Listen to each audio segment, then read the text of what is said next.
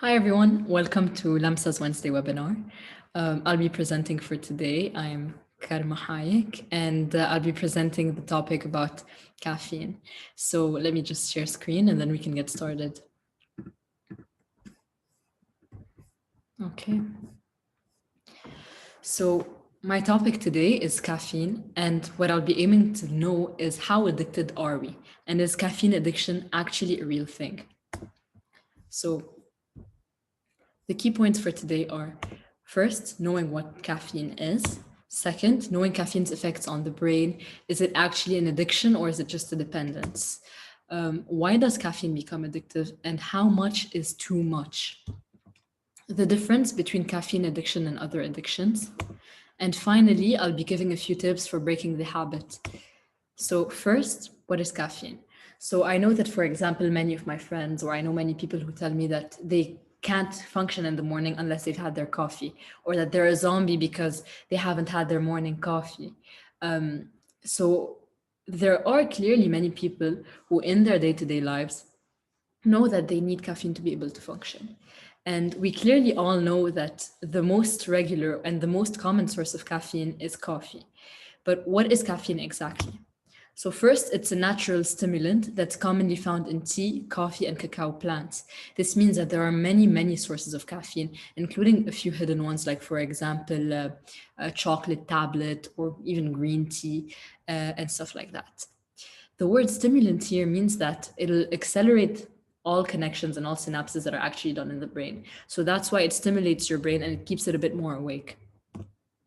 Its chemical name is 137-trimethylxanthine, which means that it looks kind of like this. And we're going to see why this, like its chemical function, is actually very, very important and plays a key role in the way that caffeine works in our brain.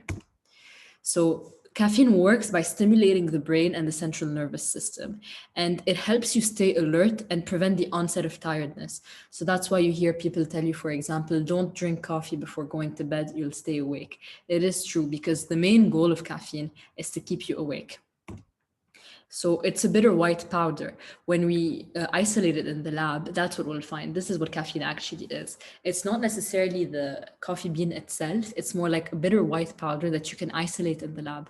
And from that, you can make caffeine powder. You can also make caffeine pills. So that's why caffeine can also be the main ingredient in many over-the-counter and non-prescription stimulants that reduce fatigue, increase alertness, or give an energy boost. Now, before I keep going, you need to have a few facts in mind. First, you need to know that it takes about 30 to 60 minutes for caffeine to reach its peak level in the blood. So, for example, if someone tells you, oh, I'll be drinking coffee before an exam because I need to stay awake, but their exam is 1 hour long, the effect of caffeine will only actually be really kicking in by the end of the exam. So, like, drinking coffee wouldn't have changed much. Also, your body typically eliminates half of the drug in about 3 to 5 hours, and then the remainder can linger on for 8 to 14 hours. So the most of the caffeine that you've actually ingested should be gone from your body within 14 hours of you consuming it. And that's why most of the effects aren't very long term. You'll have some symptoms, but they won't last a long, long time. Finally, coffee is the best way to get a rush of caffeine quickly. We hear people talking a lot about energy drinks that'll keep you awake, keep you going. But if you're actually looking for caffeine, not just energy in general, if you're looking for your caffeine dose and if you're looking for a caffeine fix because that's what you want and that's what your body needs or is asking from you, the best way for you to get coffee is to actually drink coffee, not to go for an energy drink. And you can also find highly toxic amounts of caffeine in the form, in powder form or liquid forms. So there are ways in which you can overdose on caffeine, and that's when caffeine in powder form comes into play. Lastly, caffeine is the most consumed psychoactive drug in the world, and it is the most socially accepted drug in the world. So we've clearly said that caffeine is a stimulant and it is an addictive substance. And in that sense, it is one of the most, if not the most consumed psychoactive drug in the world. And The interesting part about this is that many researchers say that, for example, you use coffee in your day-to-day lives. You use coffee as soon as you wake up. You drink your first cup of coffee in the morning. You go out for coffee with a friend. You have a meeting, you have a coffee. And caffeine is the most socially accepted drug in the world. So, for example, when you see two people drinking coffee, you don't think, oh, they're engaging in addictive behavior. You think they're just drinking coffee, and you don't see anything bad in it. Whereas you wouldn't necessarily say that about other addictive substances. So, this is where caffeine addiction and the word addiction comes into play. Is it really an addiction, or is it actually some sort of dependence? So, your maximum recommended daily intake of caffeine is 400 milligrams, so 4 to 5 cups maximum. If you're exceeding that, then you're doing something wrong. Pregnant women should limit their daily intake to 200 milligrams or less. So, general consensus is try not to drink more than 3 cups of coffee per day, because that should be more than enough. Also, you shouldn't be having more than 200 milligrams per dose. So, for example, of those 400 milligrams that you can have per day, try to like split them up into two two moments where you're having your coffee or 2 moments where you ingest caffeine, and have those 2 moments not surpass 200 milligrams each. So here's a diagram that's pretty interesting, and it'll show you the different amounts of caffeine per cup or in different drinks or beverages that we consume in our day-to-day lives. So clearly, decaf coffee doesn't have a lot. Hot chocolate does have caffeine because remember, cocoa leaves do contain caffeine, and so on and so forth. The last 3 items on this list are pretty interesting. It shows you that, for example, in a can of Red Bull, you'd be getting 80 milligrams of caffeine, versus in instant coffee and brewed coffee, you'd be getting a bit more. So this shows you that if you're trying to get your caffeine dose in for the day, brewed coffee and regular coffee should be more than enough. You shouldn't necessarily be having Red Bull. Red Bull gives you energy thanks to other things too, partly due to taurine, etc. But that's not why we're getting into it today. We're just looking at the caffeine content. And if caffeine is what you're looking for, then the Red Bull or energy drinks are not necessarily the way to go. You can just have brewed coffee, it's more than enough. Here's another chart that shows you at the top here the 400 milligrams that are recommended by the FDA. So clearly, a can of Red Bull is nowhere near your 400 milligram maximum. But if you look and compare, you can see that, for example, in a grande or medium cup at Starbucks, which is 16 fluid ounces or 475 mLs, you have 330 milligrams of caffeine, which clearly surpasses the recommended 200 milligrams per intake or per dose that's recommended. And you can see that in an amount that's less than your venti or your large at Starbucks, you're having more than 400 milligrams. So you're having more than your recommended intake per day. This means that people who drink 2 large coffees from Starbucks per day are drinking almost double of what the recommended daily intake is. And that's where caffeine consumption starts to get dangerous. So I said that it can get dangerous, but what we need to know is the main effects of caffeine within 30 minutes of consuming it. So first, you feel more alert and active. Obviously, you ingest caffeine or you drink caffeine to stay more awake. 2, restlessness, excitability, dizziness, anxiety and irritability, dehydration, and or needing to urinate more often. That's why many people will order, for example, a glass of water next to their coffee, or you'll see people having coffee and having a bottle of water on the table. Higher body temperature, faster breathing and heart rate, headache and lack of concentration, stomach pains, and so on and so forth. So is caffeine overdose a real thing? Because you may know people who drink a lot of coffee and don't seem to overdose or don't seem to get caffeine intoxication. So the real fact behind it is it's very unlikely that you're drinking a toxic amount of caffeine per day, because if you're getting it from caffeinated beverages alone, you need a huge quantity in order to reach the level of caffeine overdose. But when you're consuming it in a powder form, that's when you're more likely to overdose. Because when you're putting, for example, a scoop of powder in or 2 scoops of powder in, if you're not necessarily reading on the box how much caffeine is in your scoop or how much caffeine you're actually ingesting, you're more likely to get a higher caffeine dose, especially if you're using it blended or if you're using caffeine in pill forms. So that's when you need to start paying attention, and that's where your risk of overdose is actually way higher. So when caffeine is consumed at high enough doses, it can kill. And this usually happens in excess of 5 grams per adult. So, for example, we were saying that 400 milligrams is the maximum recommended daily intake. You need a lot more than that in order to overdose. And this amount comes to about 30 to 50 cups of coffee per day, which is quite a lot. And I don't think anyone would be consuming that much from liquid caffeinated beverages. You're way more likely to overdose if it's in a powder form. So caffeine intoxication can have various side effects.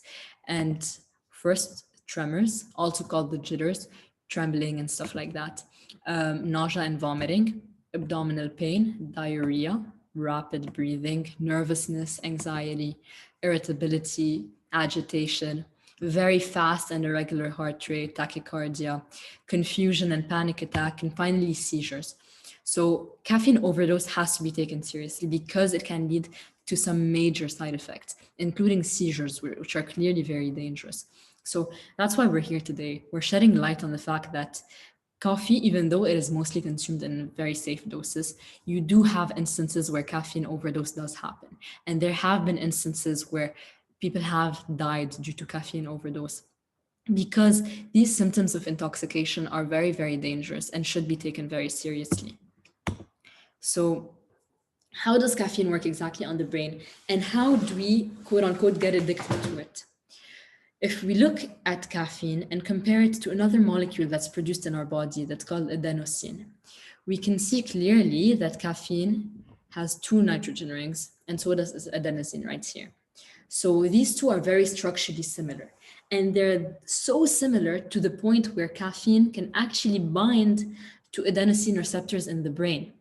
Knowing that adenosine's main role is to make you tired, to decrease your alertness. So what happens is when caffeine binds to those adenosine receptors, it'll prevent you from getting tired. Therefore, you get a rush of energy. It also causes a rush of dopamine in your body, which will get you more excited and more alert, and obviously less tired, less sleepy, etc. Therefore, giving caffeine and coffee its desired effects of keeping you awake. So if we look exactly at this, we have a few adenosine receptors in the brain, and then caffeine slowly but surely comes, kicks the adenosine receptors out and replaces them. So in that sense, once caffeine binds, that's where you get your dopamine rush. That's where you get your alertness, your state. You're awake, you're good, you're happy. But then what happens is, over the course of time, your body kind of needs to tell itself to get tired again. So what it's going to do is that it's going to increase its its adenosine receptors, because it wants adenosine to bind, therefore making you tired. But what's just going to happen is that because now you have more adenosine receptors, you need a bigger quantity or a larger quantity of caffeine ingested to get you to that same level of alertness that you had before. So in order to keep you more awake, you will have to drink more coffee. And this is the source of the addiction. You get more adenosine receptors, therefore you need more coffee or more caffeine in order to get to that same state of awakeness or like alertness.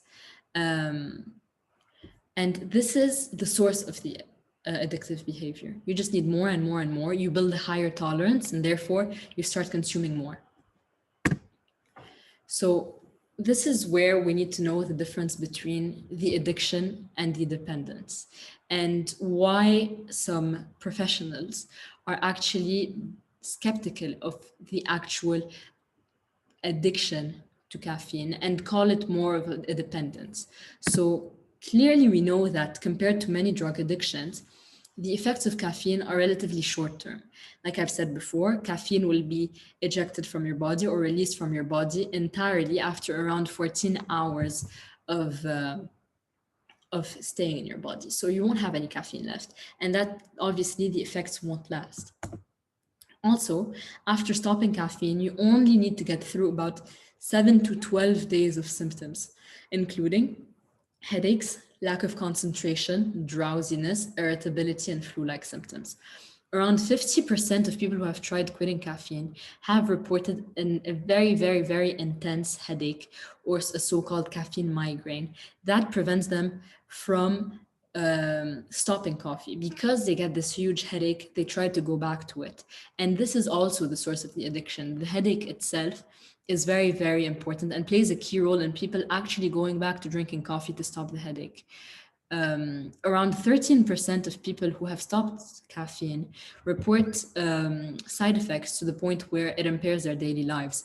So they won't be able to, for example, get out of bed in the morning. And that's when it gets more serious. And that's when people are actually, and the scientific community is actually reporting caffeine as a caffeine dependence as a disorder or as an illness. So what happens when you actually quit caffeine is that the number of adenosine receptors will decrease because you had gotten to a point where you had increased your adenosine receptors and your tolerance to caffeine. You once you stop it, you have some free adenosine receptors. They're not filled, and you don't have enough adenosine in your body to be able to fill them up all. So slowly but surely, these extra adenosine receptors that your body created or built and got you or made you tolerant to caffeine will start to go away. And slowly you will go back and your brain will reset to their baseline levels. And that's how your addiction will be broken. So what's really, really important to know, and what's a key point here, is that withdrawal can occur once you start abstaining or with abstinence from daily doses of around 100 milligrams a day. So let's say you were consuming your safe dose, your daily safe dose of 400 milligrams per day, so 4 to 5 cups. And then you reduce your consumption by 100 milligrams. You are, or you might start to experience these withdrawal symptoms that I talked about, including this caffeine headache or migraine that might make you want to go back to coffee. And the more you used to consume coffee before, the more intense these symptoms are going to be. So for instance, if you were actually drinking, let's say 7 cups of coffee per day or 8 to 10 cups of coffee per day, and you stop or even reduce your consumption by 100 milligrams, your symptoms and your withdrawal symptoms are actually going to be much stronger. And caffeine intoxication and caffeine withdrawal are actually classified as mental disorders by the American Psychiatric Association. And they clearly specify that sometimes it even interferes with your daily life. And that's when you can actually classify it as a mental disorder. When stopping caffeine gets you to a point where you're impaired in your daily lives, where you can't actually function. It is a real disorder. So it is not to be denied. Some people are genuinely addicted and dependent on caffeine and do experience severe withdrawal symptoms to the point where it is actually classified as a disorder and as a real condition that can be treated. So I've said it since the start. Caffeine is a stimulant that can be chemically addictive. So this throws us in the direction to say, okay, it's an addiction. We are all addicted to caffeine. But at the same time, we know that caffeine doesn't necessarily jeopardize the health and our health or the community the same way that other drugs do. And you can obviously build a tolerance and it doesn't necessarily get out of hand. So would it be better eventually to call it a caffeine dependence versus a caffeine addiction? And the perfect way to know if we're very dependent or addicted to caffeine is to compare it to other drugs and see where caffeine stands. So for example, we need to know first the symptoms that we use to diagnose an addiction, to know if caffeine addiction is even plausible. So to diagnose an addiction, you need first the persistent desire or unsuccessful efforts to cut down or control use. You also need a continued use despite harm, and you need characteristic withdrawal symptoms that are clearly present in people who consume caffeine. So a good portion of caffeine users develop withdrawal symptoms when they stop. But at the same time, even though all these categories to diagnose an addiction are available and are prevalent, in people who consume caffeine, we only have 58% of addiction professionals that believe that people can develop a dependence on caffeine, which means that there's a very, very large proportion of professionals and addiction professionals that think that you cannot necessarily develop a dependence on caffeine. It is just another thing that we consume, like juice, for example. And here's why. So first, addictive substances like, for example, amphetamines, cocaine, nicotine, are thought to stimulate an area to the brain that's linked to reward, motivation, and addiction to a way higher extent than caffeine does. So that's why they're pretty skeptical of if caffeine can actually be considered an addiction or not, just because it doesn't stimulate these pathways and these areas of the brain enough, or just like the other drugs of abuse. Also, we know that regular caffeine consumption poses little harm to the person who's consuming, to society. And this is not seen in illegal drug use. You usually pose harm to yourself or to society. And that's just not something you see in caffeine. You also don't struggle to control your caffeine intake. You can stop after 3 cups, for example, or you can stop after 4 or 5 cups. But with other addictive substances, you usually end up consuming more and more and more until it gets out of hand, which is not usually seen a lot with caffeine. And finally, caffeine withdrawal symptoms don't last as long and tend to be much milder than those linked to stronger addictions. Like I said, 7 to 12 days of withdrawal symptoms is not a lot when you compare them to, for example, cocaine withdrawal symptoms. Especially the withdrawal symptoms of caffeine don't necessarily require professional intervention or medication, just like you see with other drugs of abuse. So this is clearly why many professionals are still skeptical. There's the research of a doctor at Vanderbilt in Nashville that I read. And he says that you don't see people, for example, going to rob banks because they need their next fix of caffeine. It just doesn't happen. But you see it in many other drugs of abuse. With caffeine, you don't go to the point where you're desperate enough to cause harm to society in order to get your fix or to ingest caffeine because you're that addicted. And that's why many people don't necessarily consider it a real addiction, but more of like a dependence. I wake up, I depend on caffeine to be able to start my day. But it's not necessarily an addiction because once you're through those 7 to 12 days of withdrawal symptoms, you should be fine in theory. So the American Psychiatric Association, also called the APA, they recognize caffeine withdrawal as a clinical condition, but they have yet to classify caffeine addiction as a substance abuse disorder, just because professionals are very, very confused. They don't think caffeine with dependence or addiction is to the point where people are genuinely addicted and can cause harm to society because they need their next dose of caffeine, which makes sense in theory. But we clearly know that caffeine is an addictive substance and that it has been abused in a few cases, especially in powder form. So this is where we can encourage more research to dig deeper into that and know or like study further the actual effects of caffeine and if caffeine is actually as addictive as we think it is.